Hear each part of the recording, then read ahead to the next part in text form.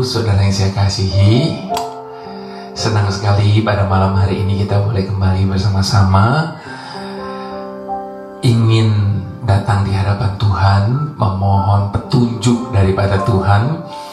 Bukan hanya sekedar petunjuk, tapi juga kita siap untuk ditegur oleh Tuhan tentang apa yang sedang kita alami hari ini, yang sedang menjadi pergumulan, menjadi ketakutan dan kekhawatiran kita.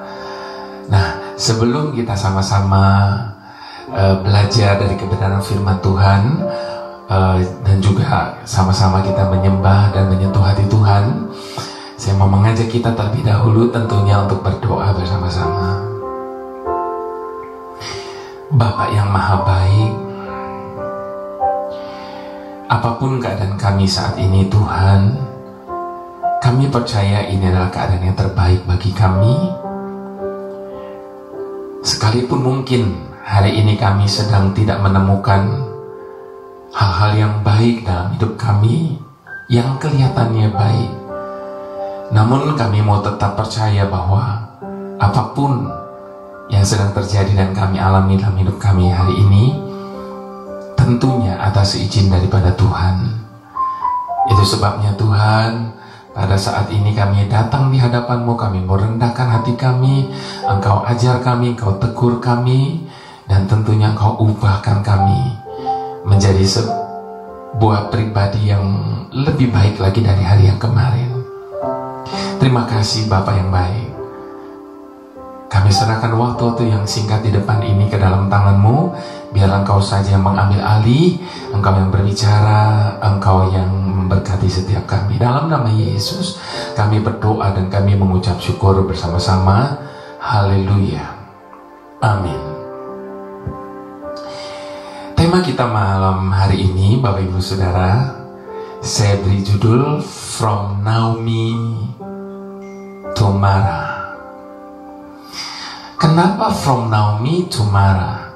Nah, kita akan sama-sama terlebih dahulu tentunya membaca firman Tuhan yang terambil dari kitab Rut 1 ayat yang ke-20 sampai ke-21. Nanti Bapak Ibu Saudara tentu bisa mempelajari secara keseluruhan dari ayat yang pertama sampai ayat yang ke-22 di Rut 1 ini. Dan kalau kita berbicara tentang Naomi, maka kita akan menemukannya di kitab Rut tentunya. Nah, saya akan bacakan Rut 1 ayat yang ke-20 sampai 21. Rut 1 ayat ke-20 sampai 21. Tetapi ia berkata kepada mereka, janganlah sebutkan aku Naomi, sebutkanlah aku Mara, sebab yang Maha Kuasa telah melakukan banyak yang pahit kepadaku. Dengan tangan yang penuh aku pergi, tetapi dengan tangan yang kosong Tuhan memulangkan aku. Mengapakah kamu menyebutkan aku Naomi? Karena Tuhan telah naik saksi menentang aku, dan yang Maha Kuasa telah mendatangkan malapetaka kepadaku. Bapak Ibu Saudara, kalau kita baca kisah tentang Naomi ini, maka kita akan menemukan betapa hidup Naomi itu banyak tragedi. Itu sebabnya dia berkata hidup ini penuh dengan kemalangan. Demikian kata-kata pahit yang keluar dari mulut seorang janda yang bernama Naomi. Mengapa dia berkata demikian? Saya pikir Bapak Ibu Saudara, wajar kalau Naomi berkata demikian, bahwa hidup ini penuh dengan kemalangan. Sebab seandainya kita yang mengalami seperti apa yang Naomi alami, mungkin kita akan berkata lebih daripada itu. Mengapa saya katakan wajar kalau Naomi berkata hidup ini penuh dengan kemalangan? Karena apa yang Naomi alami betul-betul merupakan suatu tragedi bagi banyak orang. Bapak Bapak Ibu sudah bisa bayangkan kondisi seorang wanita yang baru saja ditinggal suaminya dan bahkan anak-anak laki-lakinya. Sang janda yang malang ini hidup dalam kelaparan di tengah perantauan bersama dengan kedua menantunya. Sedemikian pahitnya hidup yang ia rasakan, sehingga ia menolak dipanggil Naomi. Kenapa? Sebab arti kata Naomi itu adalah kesenangan. Kenapa dia menolak dipanggil Naomi? Karena dia merasa hidupnya tidak penuh dengan kesenangan. Itu sebabnya dia meminta dipanggil Mara. Apa arti Mara? Pahit. Kenapa dia minta dipanggil Mara? Karena dia mengalami dalam hidupnya, dia mengalami begitu banyak kepahitan. Bahkan pada masa tuanya, ia hanya mempunyai keinginan yang sederhana, yaitu menikmati masa tua dengan tenang sambil menimang cucunya. Namun semua itu tidak mungkin terjadi. Mengapa?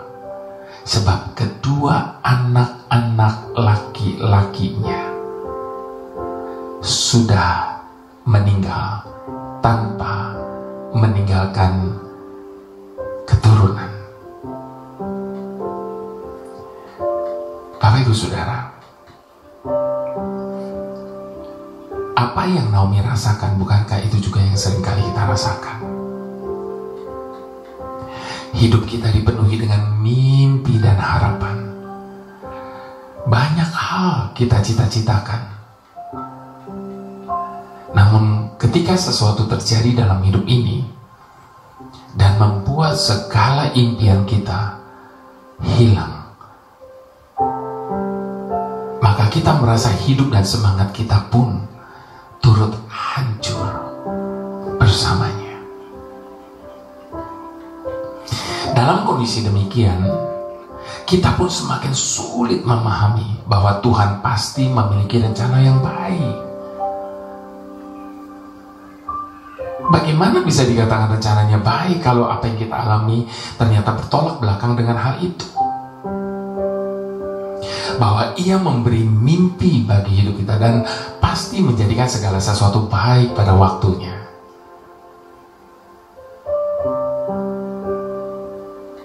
Itu yang sering kali kita tahu bahwa apa yang Tuhan ingin buat dalam hidup kita.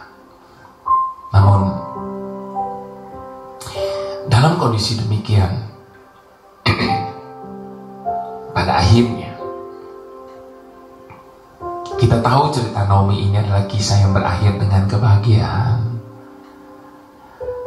Pada akhirnya Alkitab menulis bahwa Naomi memangku cucunya dengan gembira pada hari tuanya, sesuai dengan apa yang menjadi angan-angannya, yang kelihatannya sudah tidak mungkin karena kedua anak laki-lakinya tidak meninggalkan keturunan sama sekali. Namun Alkitab mencatat pada masa tuanya, Naomi dengan bahagia memangku cucunya. Dan bukan hanya itu, mimpi yang diberikan kepadanya juga terwujud. Karena pada akhirnya Naomi mengenal Tuhan sebagai pemelihara hidupnya. Melewati segala kepahitan yang dia alami, pada akhirnya Naomi mengakui bahwa Tuhanlah pemelihara hidupnya. Hari ini, Bapak Ibu Saudara, jika kita menilik lagi mimpi kita yang kandas, lihatlah rancangan besarnya atas hidup kita masing-masing. Dia selalu ada dan memelihara dengan sempurna. Mimpi besar kita mungkin bisa kandas, tetapi kita harus yakin penyertaannya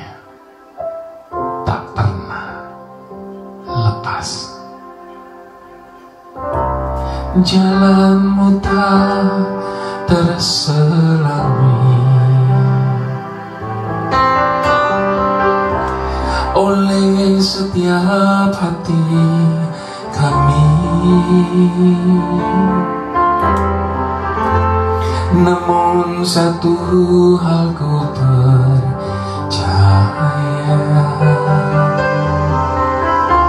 ada rencana yang indah, tiada terduga kasih-Mu. Heran dan besar bagiku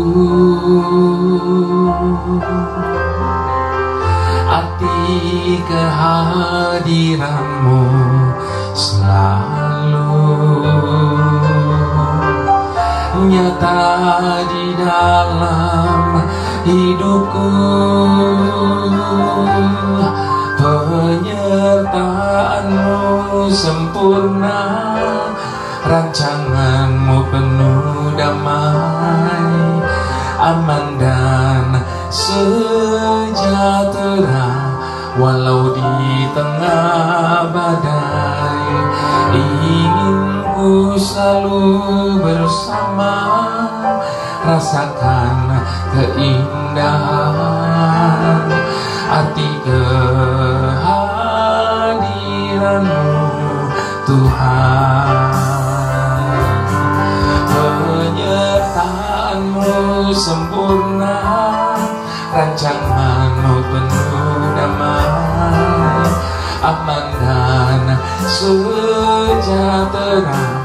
Walau di tengah badai, ingin ku selalu bersama, rasakan keindahan arti kehadiran-Mu Tuhan.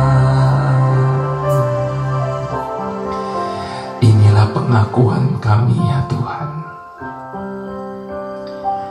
Hanya rencana-Mu yang paling sempurna atas hidup kami.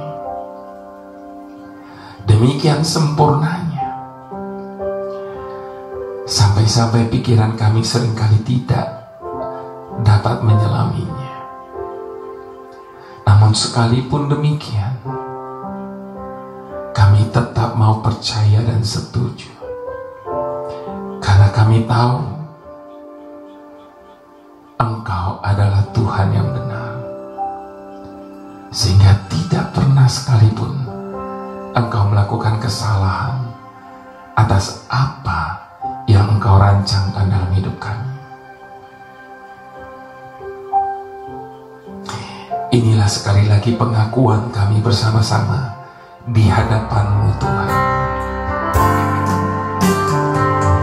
Jalan-Mu tak terselami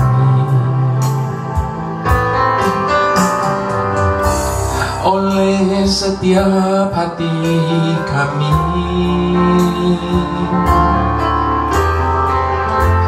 Namun satu hal ku percaya, ada rencana yang indah.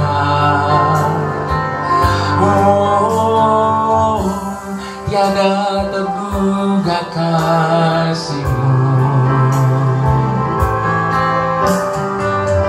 Heran dan besar bagiku arti kehadiran-Mu selalu nyata di dalam hidupku. Penyertaan-Mu sempurna, rancangan-Mu penuh damai, aman dan sejahtera. Walau di tengah badai, ingin ku selalu bersama, rasakan keindahan arti hadiran-Mu Tuhan. Penyertaan-Mu sempurna, rancangan-Mu penuh damai, aman dan sejahtera walau di tengah badai. Ingin ku selalu bersama, rasakan keindahan arti kehadiran-Mu. Sekali lagi dengan segenap hati, penyertaan-Mu sempurna, rancangan-Mu penuh damai, aman dan sejahtera walau di tengah badai.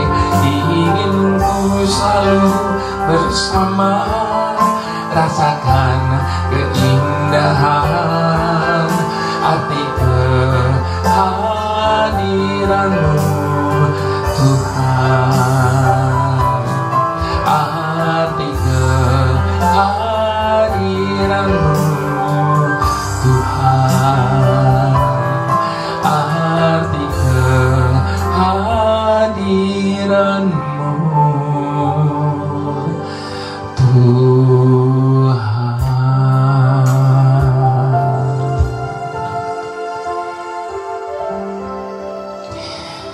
Di dalam pujian ini ada satu kalimat yang berkata, aman dan sejahtera walau di tengah badai. Bapak Ibu Saudara, sekali lagi saya mau tekankan bahwa sebenarnya dalam hidup ini bukan masalah apa yang tengah terjadi sekeliling kita hari ini.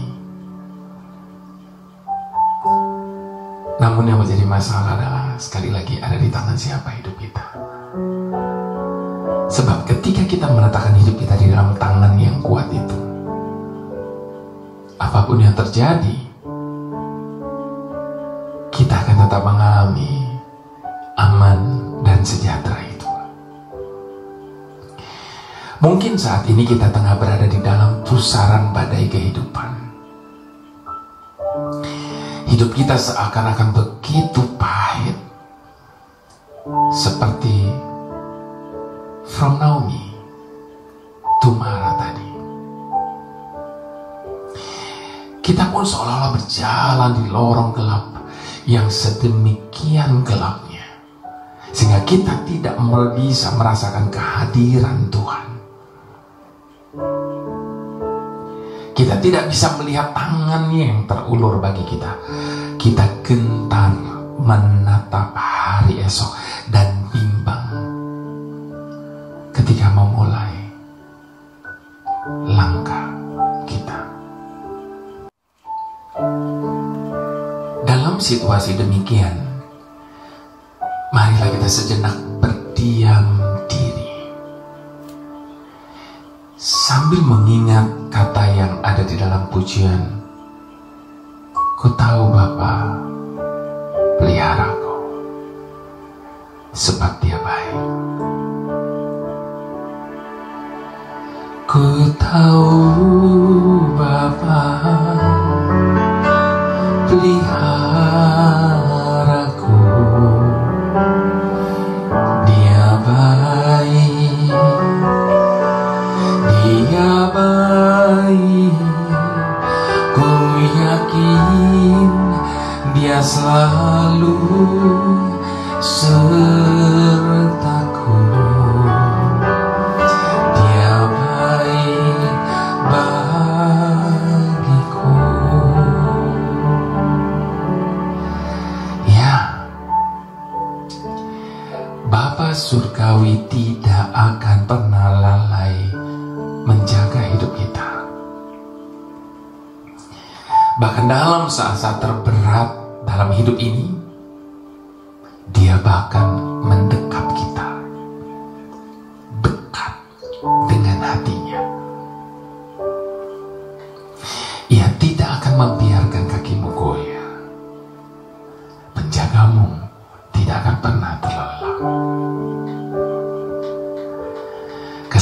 beriman ini akan sangat melegakan kita, Bapak Ibu Saudara. Bisa saja persoalan kita tidak lantas selesai, dan badai hidup kita tidak lantas segera mereda.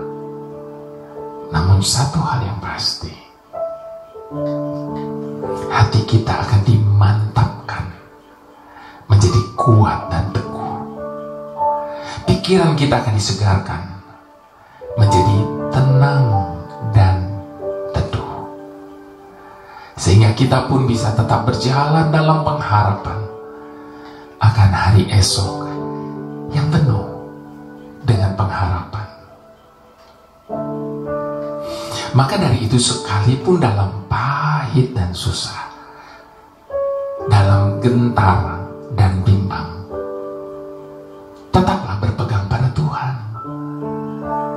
Jangan menjauh darinya. Terlebih lagi, jangan tergoda untuk mengambil jalan pintas. Berserah dan bersabar, sebab Tuhan itu tidak akan pernah mengecewakan. Sebagai ungkapan iman percaya kita dan persetujuan kita, saya mau ajak kita sekali lagi sama-sama mengangkat pujian ini. Ku tahu Bapa peliharaku, Dia baik, Dia baik. Ku yakin Dia selalu sertaku. Dia baik bagiku. Sekali lagi sama-sama katakan, ku tahu Bapa peliharaku, Dia baik, Dia baik. Ku yakin Dia selalu sertaku. Dia baik bagiku. Lewat badai cobaan, semuanya mendatangkan kebaikan. Ku tahu Bapa peliharaku, Dia baik bagiku. Lewat badai cobaan, semuanya mendatangkan kebaikan. Ku tahu Bapa peliharaku, Dia baik bagiku. Itu sebabnya Bapak Ibu Saudara, ketika kebimbangan tentang kebaikan dan kesetiaan Tuhan muncul, berpusatlah pada kebenaran. Sebab jika kita menilai kebaikan dan kesetiaan Tuhan hanya dari situasi dan perasaan kita, kita tidak akan pernah memiliki pandangan yang benar tentang Dia. Iman kepada Tuhan adalah jangkar yang kokoh saat kita menjalani roda kehidupan kita ini. Terlebih di tengah kesusahan dan musibah yang terjadi. Daud merasakan betul kebenaran ini. ketika ia dan tentaranya kembali dari perjalanan ke beberapa daerah. Mereka mendapati rumah dan harta benda mereka habis di bumi hanguskan orang-orang Amalek. Keluarga mereka dijadikan tawanan. Mereka begitu pedih dengan kenyataan itu. Dari pedih, rakyat itu berubah menjadi marah kepada Daud. Hampir saja terjadi pertumpahan darah di antara mereka sendiri. Daud lalu menguatkan kepercayaan mereka kepada Tuhan, sehingga keadaan dapat dikendalikan. Saat ini mungkin kita tengah mengalami pencobaan. Rupa-rupa tekanan di hidup dan persoalan seakan tidak kunjung berhenti. Berbagai kesulitan menghantam. Dalam situasi demikian, yang terbaik adalah memperteguh iman kita kepada Tuhan. Kuatkan kepercayaan kita kepadanya. Ingat kasih-Nya. Berharap hanya kepadanya. Sebab sekali lagi, hanya Dialah pemelihara hidup kita. Mari kita jadikan pujian ini sebagai ungkapan iman percaya kita sekali lagi di hadapan Tuhan. Ku tahu Bapa peliharaku, Dia baik, Dia baik. Ku yakin Dia selalu sertaku. Dia baik bagiku. Lewat badai cobaan, semuanya mendatangkan kebaikan. Ku tahu Bapa peliharaku, Dia baik bagiku. Lewat badai cobaan, semuanya mendatangkan kebaikan. Ku tahu Bapa peliharaku, Dia baik bagiku. Dia baik bagiku. Dia baik bagiku.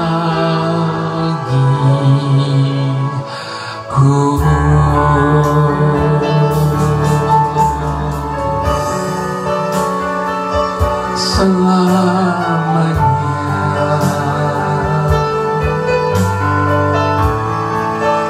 Engkau baik, selamanya tak pernah berubah setia. Hanya Engkaulah Bapa yang memelihara, menjaga, selalu menolongku lewat segalanya, selamanya. Terima kasih ya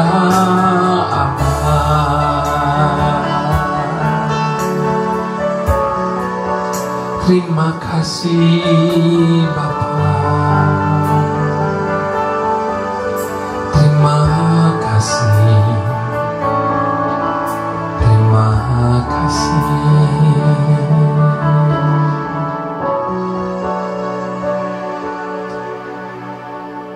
Bapa,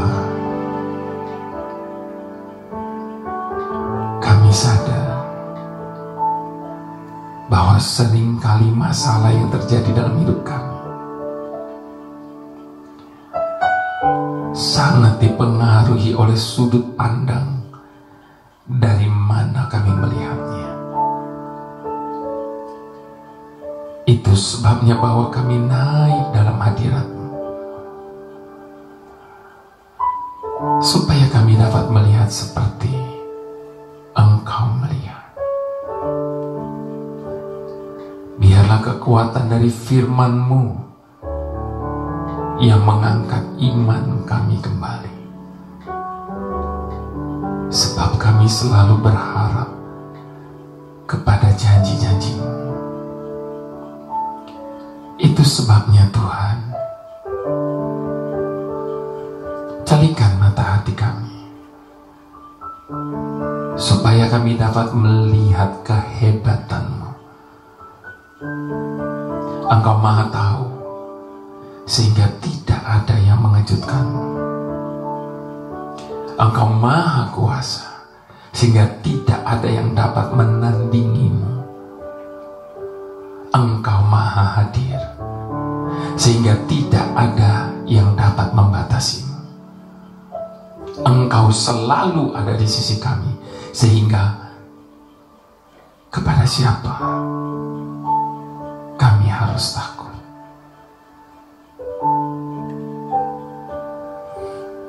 Terima kasih ya Bapa.